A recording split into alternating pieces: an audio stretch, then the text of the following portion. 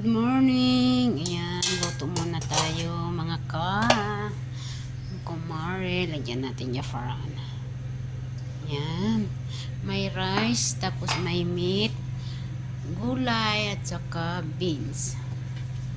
Ayan, lagyan natin muna ng kanin sa ilalim. Ayan.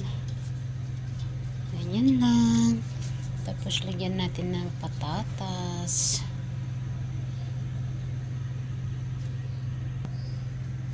Ayan, lagyan natin ng patatas. Dito nga lang. Patatas, talong, tsaka sibuyas. Ayan. Diba? Ayan. Lagay na natin yung karne sa ibabaw. Ayan.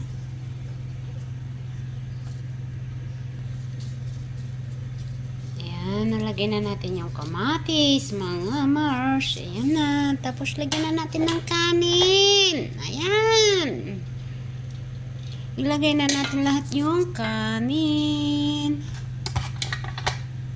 Ayan. Diba? Ito na yung mga Mars, ang kanin lunch natin ngayon. Bye! Salamat!